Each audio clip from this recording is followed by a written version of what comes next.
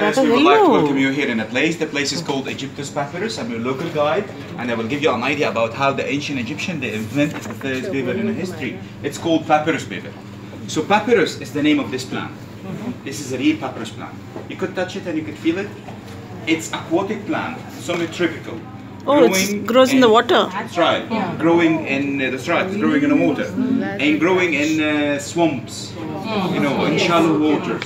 In ancient times, they grow a lot around the Nile River, from the very south to the very north, especially in the north in the delta swamps. You know, ancient they was considered this plant a holy kind of plant because of two different reasons. First reason is the flower or the top. You see, the top it's look like a sunrise. You know, and for the ancient, the sunrise is the symbol of the god Ra, the sun. You know, and the second reason, when they look to the stamp, they find the stamp, it's triangle. Pyramid shape. You know, they believe that's not a coincidence. This is, you know, because of the sun god, he make it like that. You know, the pyramid shape, you know, and the pyramid shape is the symbol of the eternity. So, ancient, when they want to make a paper, first they cut the stamp according to the size of the paper they like. According to the horizontal or the vertical size. For example, let's say if we need a size like that. If we need a size like this, first we have to get rid of the cover, the green cover. Using a knife, we get rid of the green cover like that. It's very easy. Here it's a bit like sugar cane, bamboo kind of plant. And this green part, the ancient use it for making sandals, ropes, and baskets. Okay. Yeah. Because this part is flexible and it's very strong. And when you visit the museum, in the museum, there is a Tutankhamun pair of sandals in the second stairs. If you saw the sandals of the Tutankhamun, it's made of this part. Because it's flexible, as you see, and it's really strong. So that's the first part. You know, the second part, and it's the most important, which is this, the white part. The white part is contained of three different things. Fibers. You know? Fibers, water, and sugar. Yeah. Sugar? Yeah, of course. Right. 25% of it is sugar and water. So, first, you know, we need to make it a paper. First, we have to get rid of this, to get, you know, cut off the white fibers, you know, as slices like that.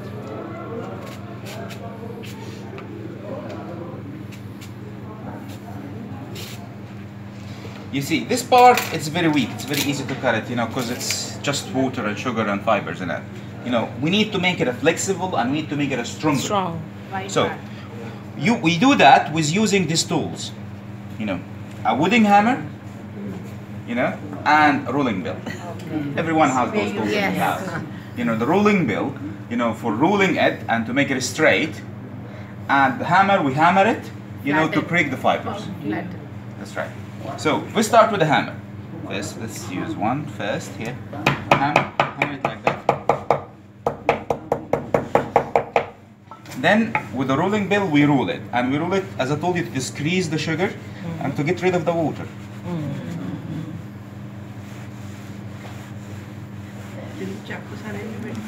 I have a slice which look like this. Now, it's much flexible and stronger than before. Then we take the slices and we put it back in the water. We keep it in the water from 7 to 14 days. Yeah, that's right. 7 to 14 days. Why 7 and why 14? 7 days because the slice, as I told you, it's contained sugar inside it. You know, we decrease the sugar, but still some sugar in it. Break down the sugar. You know, the sugar which is inside it, when we put it in the water for all that time, the sugar changed to make something like glue. And that's what is make the slices stuck together when we put it together later. But if we leave it for twice a time, you know, for twice a time the slice will oxide with the water. See something like this, for example. You see the slices start to oxide from the bottom and the top. Yeah. So it will keep oxide in 14 days to be completely brown. Okay. So we have different color slice. Okay. Because that's when you look around us, you have a brown and a white. So those are natural colors. This is 7 days and this is 14 days? That's right. 7 days, 14 days. Okay. Depend the time we leave the slices in the water. Okay. After that, we take the slices out of the water, if it's 7 or 14 days, and we'll put it between two pieces of carpets. The carpets we use now. Ancient, they don't have carpets, of course, to use. The ancient, they was using linen. Okay. Yeah, he was using linen at close, and using linen for absorbing the water out of the slices. The main point is absorbing the water out of the slices, of papyrus. So we put it like this in between the slices. We take one by one and we put it horizontal by vertical, just like that. Weave it. Weaving. That's right. See, horizontal, vertical, and we keep repeat that. Same color slice, same size slice. Like this. And we keep doing that till we get the size of the paper we like. So just like this. And we put it between the carpets, as I told you, the carpets to absorb the water out of it under this kind of pressure, a manual pressure. Ancient of course they don't have manual pressures to use. Ancient they was using stones. Put it under the stones for 6 days. 6 days, another 6 days. Every 2 days they were changing carpets. Oh, that was wet, right? That's right. So They would change carpets to be sure there's no wet in it at No. all. After that, they take it out and they put it in the sun. Sun. They still keep it in the sun for like 4-5 hours to be 100% dry. To have a new sheet of paper, which like the one you saw here, like that. wow. The paper, it's very smooth and it's Strong. very strong kind of paper.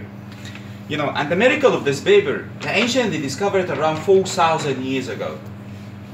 It's recycled kind of paper. They could use it more than once. For example, let's say if they weren't writing something in it, they were writing something in it, mistakenly to do something wrong. All what they do, they just put it in water. Right? They clean it out of the ink they was used. Ancient, they was using mineral colors, Yeah. which they absorb it from the Organic from dyes, around them. no? So they get rid of the colors. Even Dry they could it do and something use it. like that. Just And dry. just put it in the sun. 10-15 minutes maximum. We'll have a dried, a new sheet. Why don't we have it now? But here we're speaking about just cleaning it. But when we leave it in the water for a long time, we're speaking about hours, it will become a slice again. Oh, So it will become back to be it'll slice. disintegrate. Why is that? Because of the sugar inside it. Okay. And when you feel it, would you mind if you touch it? Sticky. Sticky. Yeah. The sugar. Can I pass it? మన ఖాదీ రీస్టేజ్ వచ్చినట్టుగా కనపడుతుంది కదా మన khadi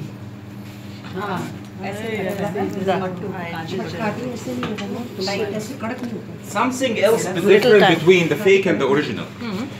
We have around us, a lot of people they sell papyrus paper, but we couldn't recognize, the fake and the original. It's easy. If you see the original one, you could recognize it directly. The original one, when you have it like that, it's very clear that it's very smooth and it's very thin. It's not strong kind of paper. It's thin. And if you put it across the light, you see the vertical and the horizontal slices in it. It's very clear. In fake, we won't see. And The the fake, banana? it's just one way, it's blocked. Because the banana, it's large You have that? and it's big leaf. You have that? The Banana, no, we don't have it. We don't use it. No, just to show us. No, why we use a banana? Yes, Banana, yeah. by the way, it's Just to show it's a us. bit expensive than a papyrus. But the banana, it's large. So one banana, it's make a lot of paper. But it's expensive than the papyrus. And anyway, the papyrus does not need. It doesn't need a long, a very, it's not hard to grow it. It's just put it in the water and it will grow directly. How much It's it wild. costs That just that sheet. Here the prices depend. The painter and the size. Not Yes, the right. paper. Not the paper. The paper, because we already make the papers here. We have, for example, the smallest sheet of paper, a blank paper like that. It's 20 and 30 centimeters. And that's cost around, 200 Egyptian currency, something like that. But the price of the rest pieces is depend. The painter, the painter, the guy who painted, and depend the size and the colors sometimes. And now I will give you an idea about one of those stories, we painted in the papers. I will start with one of the most famous. It's one of the most famous, Egyptian stories, and it's one of the most important pieces in ancient Egyptian mythology. It's talking about afterlife. It's the final judgment. If you hear about it, it's the original piece of it. It's in the British Museum in London. It's this one. Here, when you see it, it's the final judgment. The final judgment, as I told you, the original one of it, it's in the British Museum in London. And we have another one in our museum here, in National Museum, but it's the one we have here, it's a bit damaged. it's talking about the judgment of this person. You see him here, he's kneeling, the guy who's kneeling here. His name is Hur-Nefer. Hur-Nefer is one of the noble people in time of building the pyramid, the second pyramid. Here, he's kneeling in front of these people. Those are 14 judge. You know, a jury contains 14 different gods. Each one of those gods represent different part of Egypt. So he's kneeling in front of them. You see him here. He's kneeling in front of them. They start with asking him the names.